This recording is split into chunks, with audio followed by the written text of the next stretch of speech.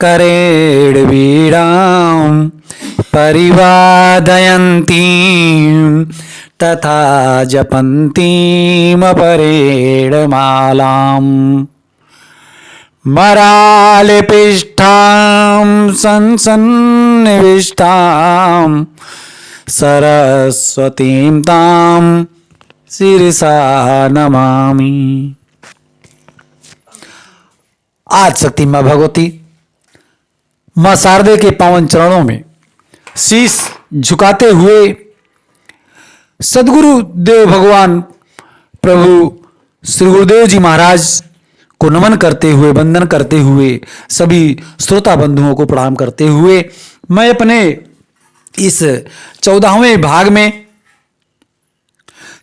भाग का आशय है, मैंने आपको पहले भी बताया है कि अपने प्रतिदिन के विश्राम को एक भाग मानकर प्रथम स्कंद के इस प्रसंग में अब हम वहां पहुंच रहे हैं। भीष्म पितामह अपनी देह त्याग कर चुके हैं और उसके बाद भगवान गोविंद द्वारिकापुरी पधारे हुए हैं और उनका वहां पर भव्य स्वागत हो रहा है। द्वारकावासियों ने बड़ा ही दिव्य भव्य भगवान का बहुत दिनों के बाद आगमन हुआ है ना, इसलिए अद्भुत सम्मान किया। सभी से भगवान यथा योग मिले। सौनक जी ने पूछा, भगवान परीक्षित का क्या हुआ? उत्तरा के गर्भ की भगवान रक्षा करके तो आ गए, उसके बाद में उसका जन्म कैसे हुआ? तब सूत जी को स्मरण आया, अरे महात्माओं ठीक पूछा आपने। भगवान की कृपा से वह बालक मातृगर्भ में बिल्कुल सुरक्षित रहा। समय आने पर सकुशल उसका जन्म भी हुआ। ब्राह्मणों ने उसका जात कर्म संस्कार किया। इस बालक का नाम रखते हैं विष्णुराता। विष्णुनाराता दत्ता। भगवान विष्णु श्री कृष्ण की कृपा से ही मां के गर्भ में इसकी रक्षा हुई, इसलिए इसका नाम विष्णुरात। पर यह बालक जिसकी गोद में जाता है या इसके सामने जो भी आता है उसी को टुकुर टुकुर देखता है। क्या ये वही है जो मेरी मां के गर्भ में जो बचाने आया था? वह 4 हाथ वाला कौन है? हर चेहरे को ध्यान से देखते थे, इसलिए प्यार से इनका दूसरा नाम पड़ा परीक्षित। परीक्षित का अर्थ होता है परिति इक्षते इति परीक्षिता। न जाने ये चारों तरफ किसे ढूंढता रहता है, तो परीक्षित के नाम से ही बालक विख्यात हुआ। समय आया, एक दिन विदुर जी तीर्थ यात्रा करते हुए आए। पांडवों ने उनका बड़ा भारी सम्मान किया। रात्रि के समय एकांत पाकर धृतराष्ट्र जी से मिलने विदुर जी गए और पूछा, महाराज कैसे हैं आप? पांडव लोग ठीक ठाक आपकी सेवा कर रहे हैं कि नहीं? धृतराष्ट्र ने पांडवों की प्रशंसा के पुल बांध दिए। अरे भैया विदुर, इतनी सेवा तो मैं अपने दुर्योधन आदि पुत्रों से भी अपेक्षा नहीं रखता था, पर मेरे पांडव मेरी बड़ी सेवा कर रहे हैं।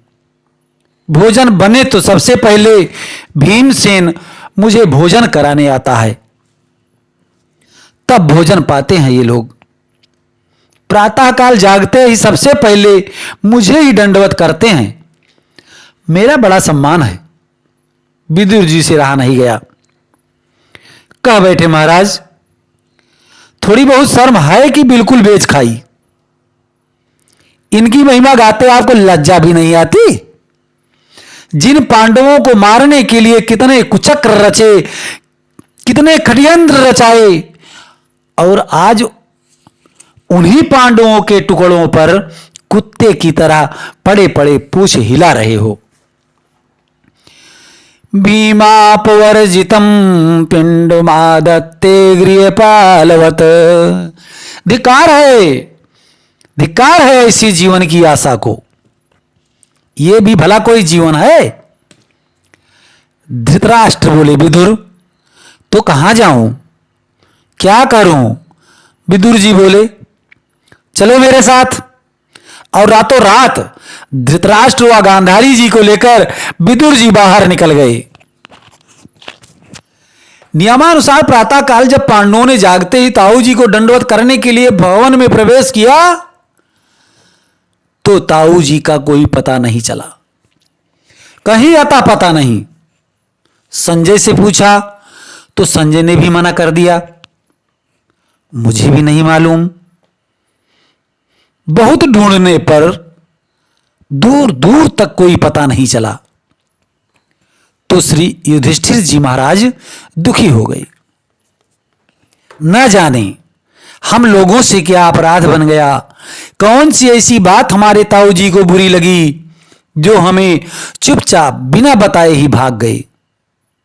उसी समय देवर्षि नारद तुम्बरु गंधर्व के साथ प्रकट हुए और धर्मराज को समझाया कि राजन, आप दुखी न होइए, अब तुम्हारे ताऊ जी को विदुर जैसे महापुरुष का सानिध्य मिल गया है, अब उनका निश्चिंत कल्याण हो जाएगा।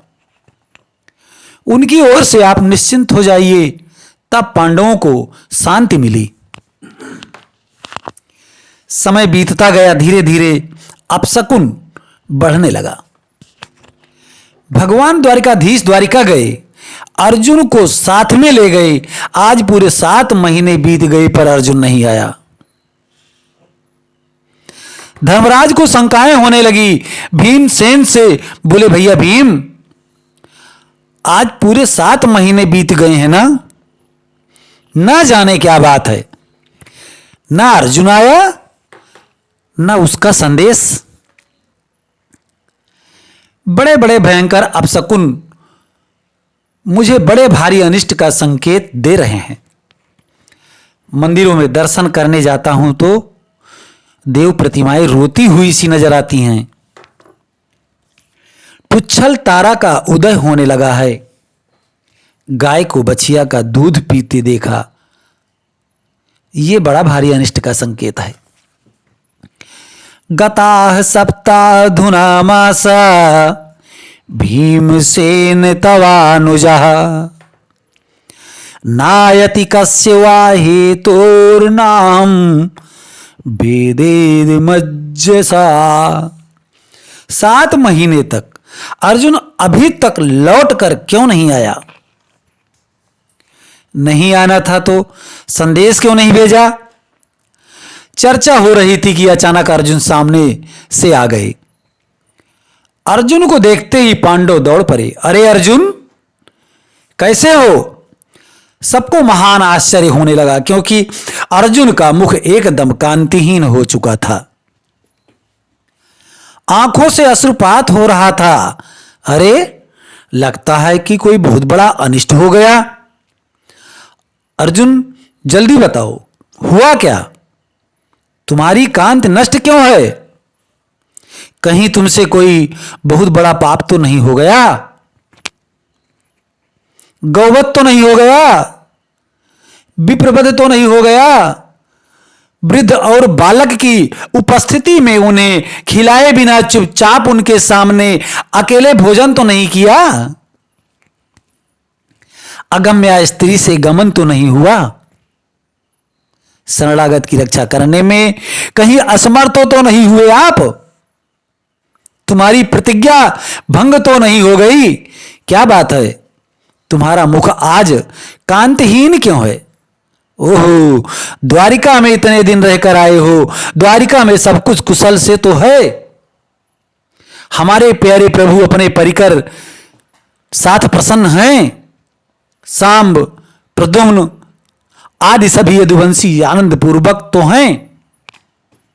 जब एक एक से सबकी कुशलता के प्रश्न करने प्रारंभ किए तो अर्जुन महाराज युधिष्ठिर के चरणों में तुरंत गिर पड़े।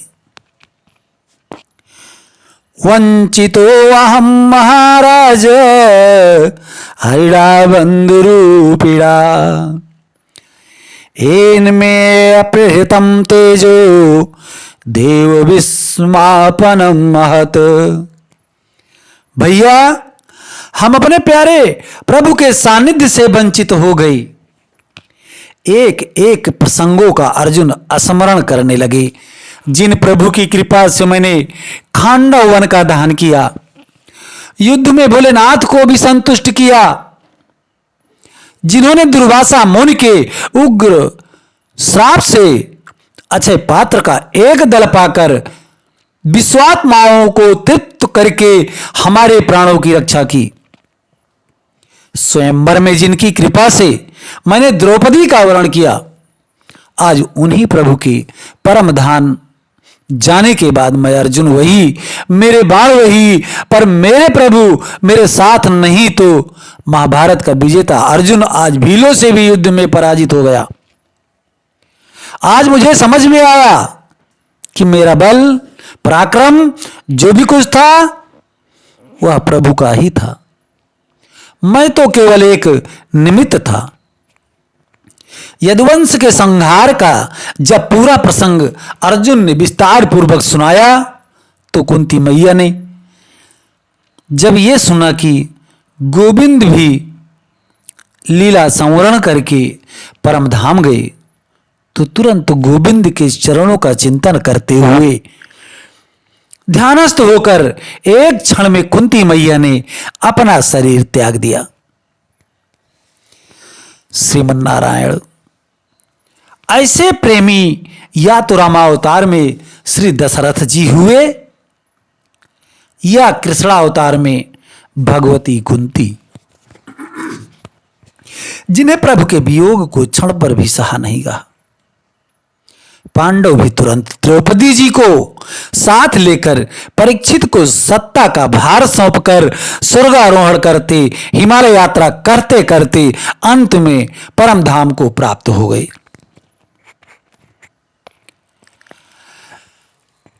आप यह जो कथा श्रवण कर रहे हैं, यह श्रीमद् भागवत के प्रथम स्कंद के से ली गई है। मैं चर्चा कर रहे थे और अब आगे की कथा में महाराज परीक्षित ने अपनी सत्ता को संभाला है और इन्हें अब श्राप, परीक्षित श्राप की कथा आपको हम आज इस प्रसंग में सुनाएंगे। तो महाराज परीक्षित ने अपनी सत्ता को संभाला। एक बार विचार आया कि चलकर प्रजा की व्यवस्था का निरीक्षण करें। अपने बुजुर्ग अनुभवी मंत्रियों को साथ में लेकर महाराज परीक्षित निकल पड़े। भ्रमण करते करते सर्वत्र अपने पूर्वजों की प्रशंसा सुनने को मिली, परंतु एक जगह पर बड़ा अटपटा दृश्य देखा कि एक गाय बछड़े आंसू बहाते रोते जा रहे हैं और एक निर्दयी दुष्ट उनके पीछे पड़ा हुआ है। दोनों अपने सुख दुख की बातें एक दूसरे को सुना रहे हैं। बछड़ा कहता है, मां, शायद आप इसीलिए रो रही हैं कि मेरे 3 पैर टूट गए, अथवा इसीलिए रो रही हैं कि प्रभु हमें छोड़कर चले गए। इन दोनों के संवाद को परीक्षित ने सुना। क्रोध में नेत्र से अंगारे बरसाने लगे।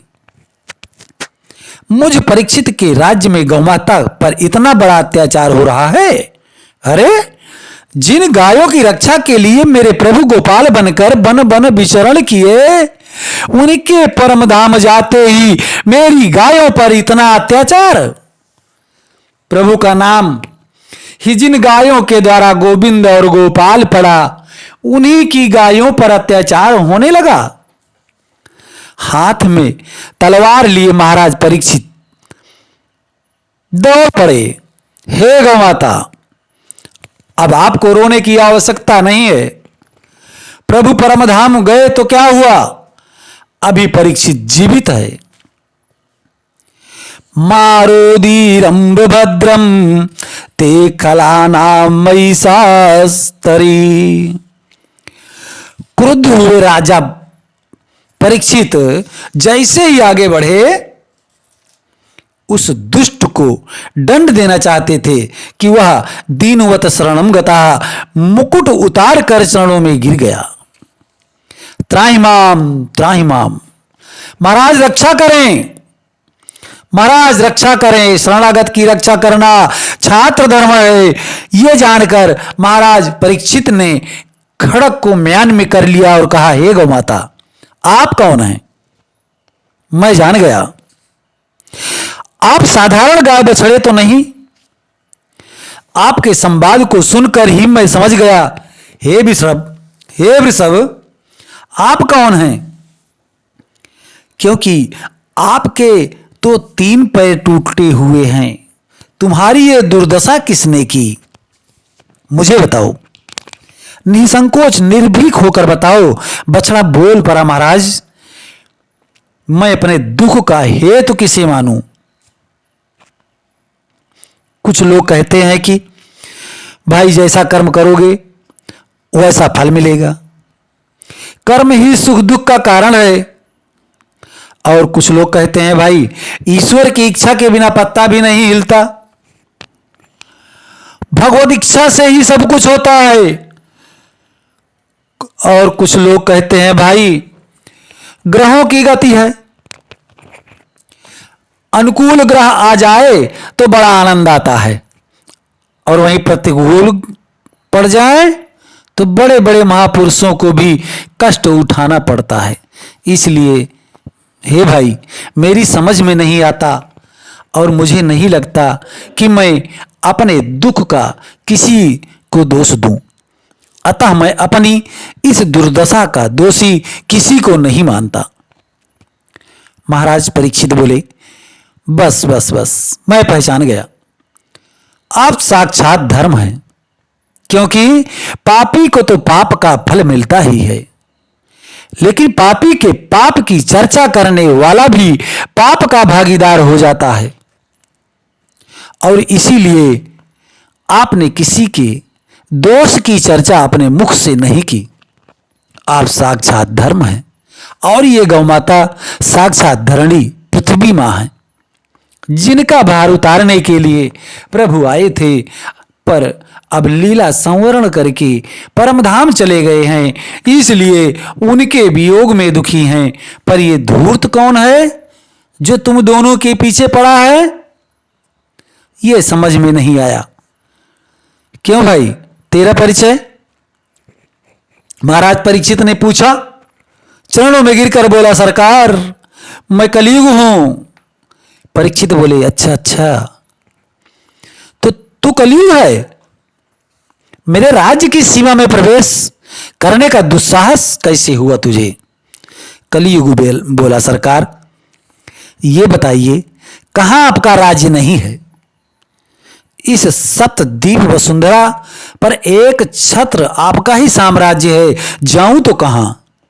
सब जगह आप धनुष बाण लिए दिखाई पड़ते हैं। शरण में आ गया हूं महाराज, जो स्थान बता देंगे वहीं रह जाऊंगा। महाराज परीक्षित बोले, अच्छा ये बताओ तुम्हारे अंदर गुण कितने हैं और दोष कितने? कलयुग बोला, महाराज दोषों का तो मैं भंडार हूं, पर गुण सिर्फ एक है। यत फलम नास्ति तपसा न योगेन समाधिना तत्फलम लभते सम्यक कलौकेशो कीर्तिनाथ। कलयुग में इससे सरल साधन कोई संभव नहीं है। केवल हरिनाम संकीर्तन मात्र से जीव भवसागर को बड़ी सहजता पूर्वक पार कर सकता है। इस गुण पर महाराज परीक्षित प्रसन्न हो गए और बोले, भाई गुण तुम्हारा बड़ा अच्छा लगा, बड़ा ही दिव्य है। जीवों को इससे सरल साधन कोई मिल नहीं सकता। अन्य युगों में तो कितनी तपस्या करनी पड़ती है, यज्ञ करने पड़ते हैं और भी बहुत सारे बड़े बड़े साधन करने पड़ते हैं। कलयुग में तो बैठे बैठे जी मिलाओ, प्रभु के नाम का आश्रय लेकर पार हो जाओ। रीझ गए महाराज परीक्षित, भाई सब तो हम तुम्हें रहने का स्थान देंगे, निश्चित रूप से तब तो हम तुम्हें रहने का स्थान देंगे। जाओ, 4 कमरे दिए, 4 कमरे दे दिए। दूतम पानम स्त्री असोना यात्रा धर्म चतुर्विधा। जहां जुआ खिले, सबसे पहला स्थान जहां खूब जुआ खेला जाता हो, और जहां मदिरा पान हो, और तीसरे पर जहां पर लंपट पुरुष रहते हो, और जहां जीव जंतुओं की हिंसा होती हो। कलयुग गिड़गिड़ाता हुआ बोला, महाराज परिवार बहुत बड़ा है, 4 कमरों में गुजारा नहीं हो पाएगा। और फिर आपने जैसी शक्ल देखी वैसे ही कमरे दे दिए हमें। अरे कम से कम एक गुण मेरा आपको बहुत पसंद आया, तो क्या एक बढ़िया सा कमरा नहीं मिलेगा? बढ़िया सा एक कमरा मिल जाए बस। अच्छा तो बोलो कौन सा स्थान और चाहते हो? कलयुग बोले, महाराज केवल स्वर्ण में निवास और मिल जाता तो अपना काम चल जाता।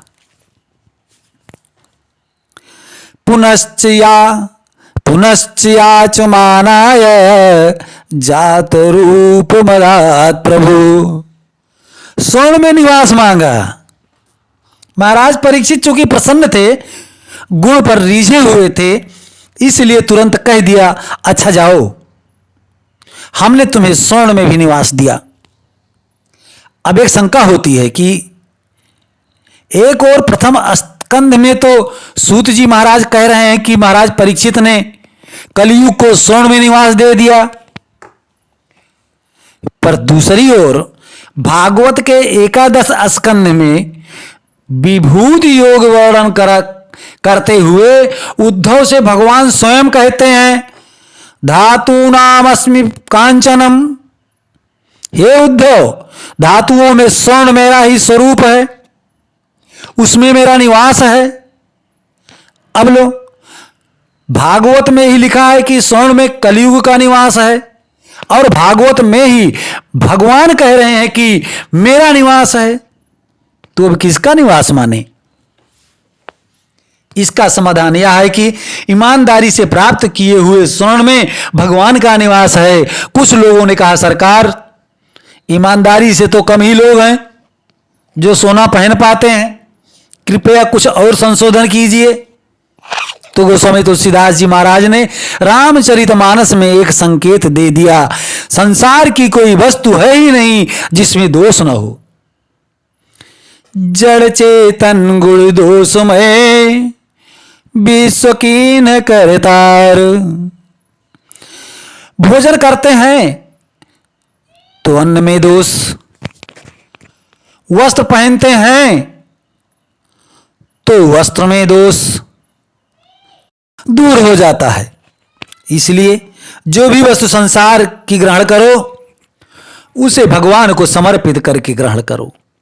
भोजन करना है तो भोग लगाकर, वस्त्र पहनना है तो ठाकुर जी को पहनाकर ऐसे ही अलंकार पहनना है, होगा स्वर्ग में दोष, स्वर्ण में दोष होगा, पर पहले ठाकुर जी को पहना दो और ठाकुर जी का प्रसाद बनाकर आप धारण कर लो। ऐसा करने पर उसमें फिर साक्षात प्रभु का ही वास होगा। अतः आप भगवान का प्रसाद बनाकर ही वस्तु को ग्रहण करना चाहिए। तुम ही निवेदित भोजन करहि, तुम ही निवेदित भोजन करहि, प्रभु प्रसाद पटभूषण धरहि। एक दिन महाराज परीक्षित स्वर्ण मंडित मुकुट धारण करके शिकार खेलने के लिए निकल पड़े। दिग्भ्रमित हो गए। भूख प्यास से पीड़ित होकर महर्षि समीक की कुटिया में पहुंच गए। बाहर खड़े होकर खूब आवाज दी, पर कोई प्रत्युत्तर नहीं आया। कुटिया के भीतर महाराज परीक्षित ने जाकर देखा तो समीक मुनि समाधिष्ठ बैठे हुए थे। राजा को भ्रम हो गया। मृषा समाधि राहोस्वत, इसकी ये झूठी समाधि है। ये मेरा शब्द सुन रहा है पर आंख बंद करके इसलिए बैठा है कि ताकि राजा के चक्कर में कौन पड़े, अपने आप चिल्लाकर चला जाएगा। अरे राजा ईश्वर का अंश होता है, देखता हूं असली है कि नकली। एक मरा हुआ सर्प दिखाई पड़ा तो धनुष कोट से उठाकर महात्मा के गले में लपेट दिया। पर महात्मा भी असली और उनकी समाधि भी असली, उन पर कोई भी अंतर नहीं पड़ा। महाराज परीक्षित तो चले गए। संत को समझने में भूल हो जाए तो परिणाम बहुत भयानक होता है। कहीं असली को नकली समझ बैठे तो खतरा ही खतरा, और कहीं नकली को असली समझ बैठे तो भी बहुत खतरा। रामचरितमानस में प्रताप भानु की कथा आपने सुनी होगी। एक पाखंडी महात्मा के चक्कर में पड़कर राजा प्रताप भानु का सर्वनाश हो गया। एक पाखंडी पर विश्वास करके इतना भयंकर परिणाम हुआ, और भागवत में एक असली संत को नकली समझ बैठने की गलती कर बैठे परीक्षित। मरा सर्प डाल दिया गले में और चले गए। यह दृश्य एक बालक ने देखा और चौंक कर समीक ऋषि के पुत्र को सूचित दिया। सूचना पहुंचाई बच्चे ने समीक ऋषि के पुत्र के पास, जो कौशिकी नदी के तट पर खेल रहा था। जहां पूरा समाचार सुनाया कि वह ऋषि कुमार क्रोध में भर गया। वह बालक तुरंत नदी के जल में प्रविष्ट हो गया और कौशिक्याप उपस्पृश्य भाग्यवृक्षं विसर्ज, कौशिकी नदी का जल अपने हाथ में लेकर महाराज परीक्षित को भयंकर शाप दे दिया। इति लंघितम मर्यादम तक्षकः सप्तमे हनि दंडच्छति अस्म कुलांगारम चोरितो में तत द्रुहम। कुलांगार, तुम्हारे पूर्वजों ने सदा संतों की चरण रज अपने मस्तक पर धारण की और तूने संतों का अपमान किया। जा, मेरा साप है। तूने सर्प के द्वारा मेरे पिता का अपमान किया है, तो आज से सप्तम दिवस सर्प का ही तुझे ग्रास बनना पड़ेगा। सर्प दंश से तेरी मृत्यु होगी। ऐसा कहकर जल छोड़ दिया और वह बालक अपने पिता के सम्मुख आया। गले में ही मरा हुआ सर्प देखा तो मुक्त कंठो ररोद, इतना क्रोध उस बालक को हुआ कि अपमान की आग में जलता हुआ रोने लगा। और जब जोर जोर से रोया तो समीक मुनि की समाधि खुल गई। नेत्र खोलकर देखा कि गले में मरा सर्प पड़ा है, उतार कर फेंक दिया। पुत्र को गोद में ले लिया। बेटा, क्या हुआ? तू इतना क्यों रो रहा है? कंठारुद्ध होने से बालक तो कुछ नहीं बता सका, पर अन्य जो बालक थे उन्होंने सारा वृतांत बतलाया। सारा समाचार सुनते ही जहां यह शब्द कान में पड़ा कि मेरे पुत्र ने 7 दिन में मरने का शाप दे दिया। अत्यंत खिन्न मना हो गए। अपने पुत्र को बोले, अरे बेटा, तूने कितना भयंकर अनर्थ कर दिया। जिस महाभागवत की रक्षा करने के लिए हमारे प्रभु मां के गर्भ में गए और उत्तरा के गर्भ में जाकर उस बालक की रक्षा की, उस परम वैष्णव परीक्षित को तुमने इतना बड़ा शाप दे दिया। अब इस भारत भूमि को परीक्षित जैसा धर्मनिष्ठ धर्मात्मा राजा नहीं मिल सकता, क्योंकि अब जो राजा होंगे सब धर्म निरपेक्ष होंगे। धर्म से उनका कोई मतलब नहीं होगा। परीक्षित जैसा धर्मात्मा कहां मिल सकता है। जब राजा धर्मात्मा नहीं होगा तो प्रजा में धर्म कहां होगा। प्रजा जब धर्मनिष्ठ नहीं होगी तो वर्ण संकरता फैलेगी और ये सारे दोष का कारण तू बनेगा। हे प्रभु, ये क्या अनर्थ हो गया। मेरे पुत्र को, हमारे अपराध को क्षमा करो। पर अब जो होना था वह हो चुका। तुरंत अपने सेवक को भेजकर परीक्षित को यह सारा समाचार सुनाया। जहां परीक्षित महाराज ने सुना कि 7वें दिन मरना सुनिश्चित है, तो सर्वस्व त्याग कर सीधे गंगा तट पर शुक्र तीर्थ में जाकर विराजमान हो गए। पश्चाताप की आग में जल उठे। जिन संतों का मैंने सर्वदा सम्मान किया, आज उन संतों का अपमान करने की भावना मेरे मन में कैसी जगी। ये आई तो आई कैसे। ये नीच कर्म मैं तो सोच भी नहीं सकता था। अहो मया नीच मनायर्वत् कृतम निरागसी ब्रह्मणि गूढ़ तेजसी।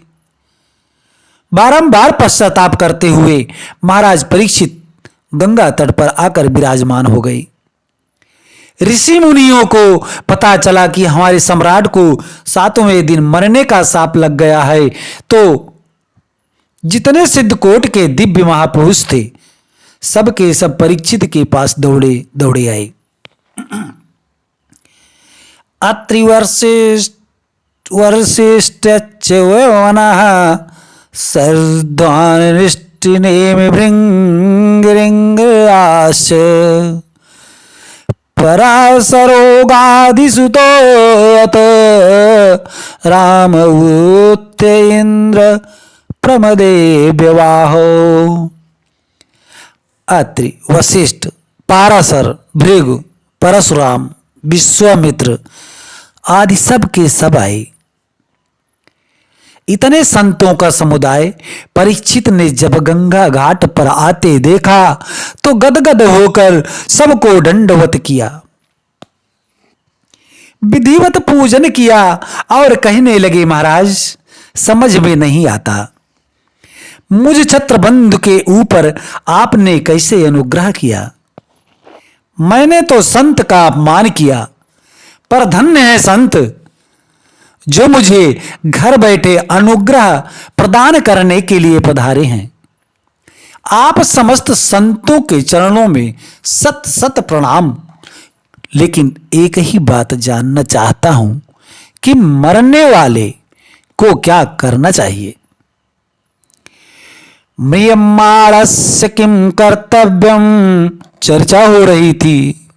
कितने में तत्रा भागवत भगवान व्यास पुत्रो यदृक्षया गामटमानो निपेक्षा अलक्षलिंगो निजलाभतुष्टो वृतस्य बालैर्वधूतो वेशः। अचानक ऋषि मुनियों के बीच में साक्षात भगवान प्रकट हो गए। सौनक जी ने पूछा, महाराज कौन से भगवान प्रकट हो गए। सूत जी बोले, भगवान व्यास पुत्र। मानव भक्त की रक्षा करने के लिए भगवान ही व्यास नंदन सुखदेव जी बनकर प्रकट हो गए। पहले परीक्षित पर संकट आया, वह भी ब्राह्मण था, अश्वस्थामा। उसने छोड़ा ब्रह्मास्त्र का बाण तो उस वस अस्त्र से बचाने के लिए भगवान भी अपने शस्त्र सुदर्शन चक्र को लेकर दौड़े, छोड़ दिए और परीक्षित की रक्षा की। अस्त्र का संकट आया तो शस्त्र लेकर भागे। इस बार इस ब्राह्मण ने बाघव्रज अर्थात वाणी का वज्र चलाया है मारने के लिए, तो भगवान भी व्यासनंदन सुखदेव बनकर वाणी से ही रक्षा करने के लिए प्रकट हो गए। इसलिए केवल व्यासनंदन सुखदेव नहीं अपितु तत्रा भगवत भगवान व्यासपुत्रो, मानो भगवान ही व्यासपुत्र के रूप में पधारे हैं, स्वेच्छा से भ्रमण करते हुए जा रहे हैं। अलक्षलिंगा स्त्री पुरुष भेद रहिता, ऐसे परमहंसाचार्य श्री सुखदेव जी महाराज कि जिन्हें इतना भी ज्ञान नहीं है कि स्त्री और पुरुष किसे कहते हैं। उनकी दृष्टि में तो सब में बड़ी एक सत्ता है। सिय राम मय सब जग जानी, सिय राम मय सब जग जानी, करहूं प्रणाम जोरी जुग पानी। निजला भतुष्ठा निजाया श्री राधा कृष्णयो, तो दर्शन ए लाभस्तेन संतुष्टा। भगवान सुखदेव निजानंद में परिपूर्ण हैं, इनका तो परम आनंद इनके भीतर ही विराजमान है। इनके तो हृदय कमल में ही श्री प्रिया प्रीतम का नित्य निवास है। उनके में उन्हीं में सदा रमण करते रहते हैं, रमते रहते हैं। बहिरंग दृष्टि इनकी होती ही नहीं, दुनिया वालों पर दृष्टि इनकी जाती ही नहीं। ऐसे परमहंस शिरोमणि हैं सुखदेव जी महाराज। 16 वर्ष की उम्र में भी नग्न अवस्था में घूम रहे हैं। दिगंबरम वक्त्र विकीर्ण सोकेशम, केस खुले हुए हैं, दिगंबर स्वरूप है, बड़ी बड़ी विशाल भुजाएं हैं, दिव्य आभा मुख कमल पर चमक रही है। इस मुख कांति को देखकर कई सुंदरियां इनके पीछे लग जाती हैं और कई गांव के बच्चे हाथ धोकर इनके पीछे पड़ जाते हैं, ताली बजाकर नंगा बाबा आ गया, नंगा बाबा आ गया, नंगा बाबा आ गया। बच्चों की भीड़ पीछे लग जाती है, पर सुखदेव जी पर कोई अंतर नहीं पड़ता। गांव की गलियों से गुजरते हुए चल रहे हैं, बच्चे पीछे पीछे दौड़ रहे हैं। नंगा बाबा आ गया, नंगा बाबा आ गया कि धुन में बच्चे मस्त हैं, पर सुखदेव जी पर कोई अंतर नहीं पड़ता। कोई अनुराग पूर्वक निहार रहा है तो कोई हमारा उपहास कर रहा है। सुखदेव जी दोनों में बराबर। ऐसे श्याम विग्रह स्वरूप श्री सुखदेव जी का दर्शन किया तो जितने सिद्धकूट के संत गंगा तट पर बैठे थे सब के सब उठकर खड़े हो गए और सुखदेव भगवान की जय जय जयकार करने लगे। सुखदेव भगवान की जय। परीक्षित आश्चर्यचकित हो गए कि 16 वर्ष का ये बालक आया और ये 10-10 हजार वर्ष की दीर्घायु वाले महात्मा खड़े होकर स्वागत कर रहे हैं।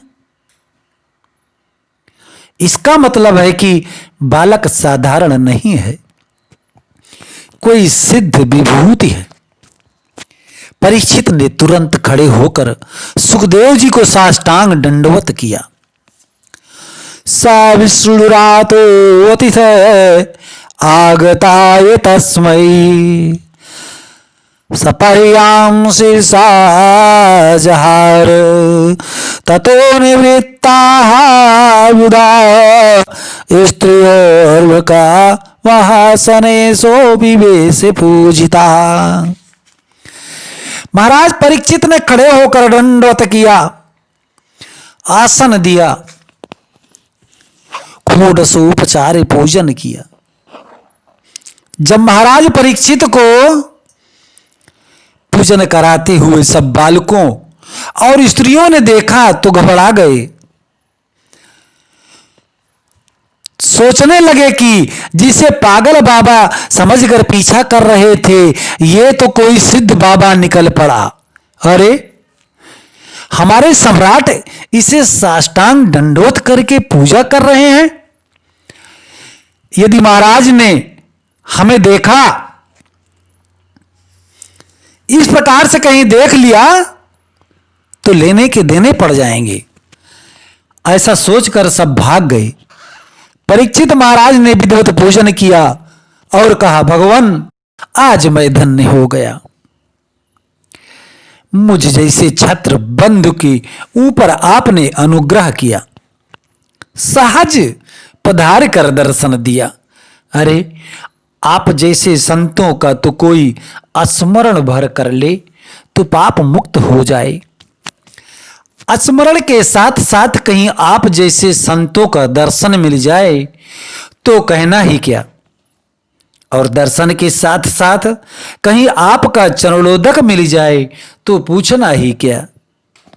अरे चरणोदक के साथ साथ कहीं आपके वचनों की गंगा में गोता लगाने को मिल जाए तब तो फिर पाप का लेस भी शेष नहीं रह सकता है। अंश भी पाप है तो वह भी टिक नहीं सकता।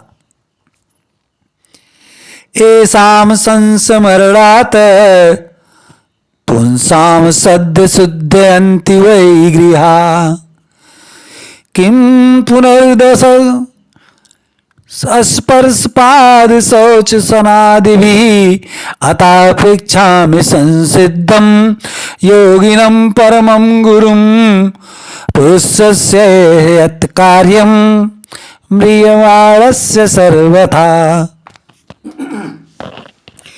परीक्षित जी कहते हैं, मैं धन्य हो गया महाराज, मैं धन्य हो गया। केवल एक ही बात जानना चाहता हूं, आप योगियों के भी परम गुरु हैं, अतः आपसे पूछना चाहता हूं, म्रियमाणस्य किम कर्तव्यम, हर मरण धर्मा प्राणी का क्या कर्तव्य है, वह कृपा करके बताइए। जीवन में क्या श्रवणीय है, क्या स्मरणीय है, कौन भजनीय है, जीव का कर्तव्य क्या है और अकर्तव्य क्या है, इसे जरा विस्तार पूर्वक मुझे समझाइए। सुखदेव जी बोले, बैठने की देर नहीं हुई और तुमने आते ही प्रश्नों की झड़ी लगा दी। अरे कोई आवे तो पहले उसे प्रेम पूर्वक बैठने तो दो। परीक्षित महाराज कहते हैं, आप जैसे महापुरुष ज्यादा देर तक बैठते ही कहां हैं। गोदोहन काल में गोदोहन काल से ज्यादा टिकते नहीं, इसलिए मैंने तुरंत प्रश्न कर दिया है। और गोदोहन काल मैं आपको बताना चाहता हूं, आप जानते हैं वैसे, लेकिन फिर भी मन में आ रहा है कि आपको बताएं कि जब हमारी माताएं बहनें या हमारे किसान या हमारे लोग गऊ का दोहन करते हैं और जितनी बेला जितने समय में गौ का दूध निकालने में लगाते हैं, उतने ही लोग उतने ही समय सज्जन पुरुष या आप वहां पर ठहरते हैं। आप जैसे महापुरुष ज्यादा देर तक नहीं बैठते हैं, गोदोहन काल से ज्यादा टिकते नहीं। इसलिए मैंने तुरंत प्रश्न किया है कि आप इन प्रश्नों का समाधान देकर ही यहां से प्रस्थान कर सकेंगे। इस प्रकार से आज महाराज परीक्षित ने श्री सुखदेव जी महाराज से प्रश्न किए हैं और मैं आपके बीच में यह प्रसंग आज प्रथम स्कंद का पूरा हो रहा है और हम अगले स्कंद द्वितीय, स्कंद में हम अपने 15वें भाग में आपके साथ मिलेंगे, जिसमें साधन विषय पर सुखदेव जी परीक्षित से विमुग्ध हो जाते हैं और गदगद होते हैं और उन्हें उनके तमाम प्रश्नों के उत्तर देते हैं, उनकी संतुष्टि के निमित्त कार्य करते हैं। आगे की कथा हम आपको अगले अध्याय में मिलेंगे और जो भी त्रुटियां हमसे हुई उसके लिए हम क्षमा चाहते हैं और हमारे लिए कोई भी सुझाव हो तो हमारे कमेंट बॉक्स में आप जरूर लिखें। ओम नमो भगवते वासुदेवाय।